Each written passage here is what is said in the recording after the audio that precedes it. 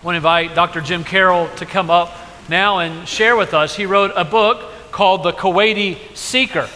And it's always amazing to me, not just the heart of this congregation for evangelism and for the lost, but also the incredible gifts that God, come on up, that God has given to our people to use their very particular gifts to advance the gospel. And I want Jim to tell you about this story and the heart behind the book.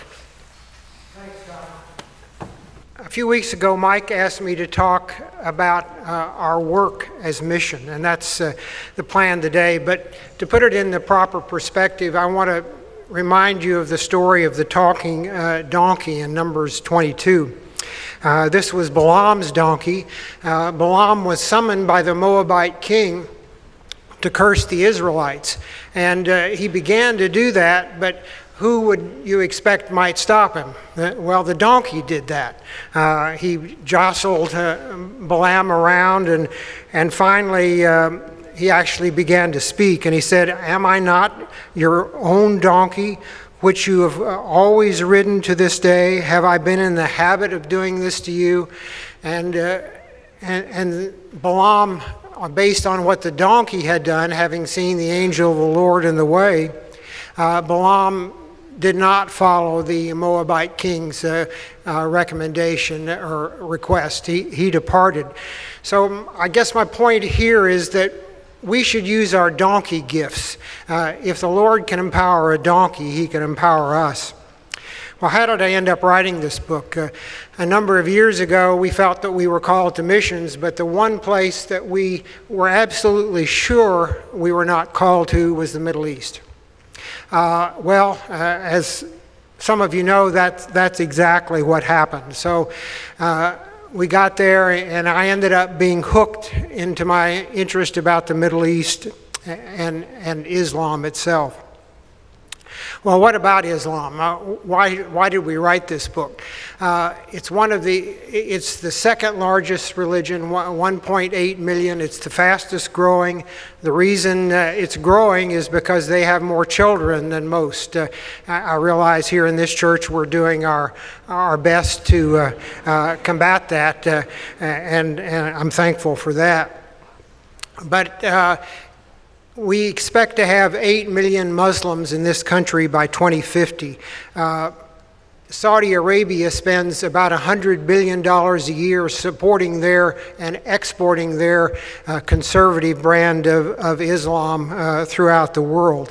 Why is it spreading? Well, Islam is a man-invented religion.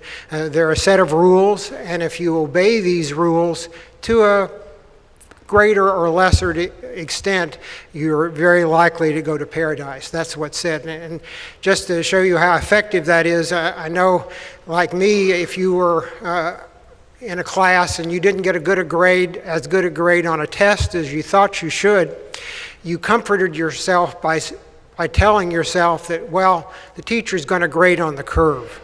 And that's the situation for Islam.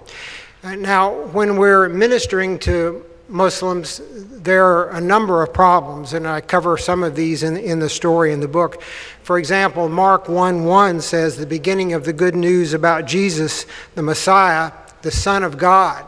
And once you read that verse, the part of the verse, the Son of God, throws up a red flag, and you're through with that discussion. And moreover, a lot of us have difficulty understanding the doctrine of the Trinity. If you're a Muslim, the doctrine of the Trinity is just not something that you can put into your computer and come out with anything.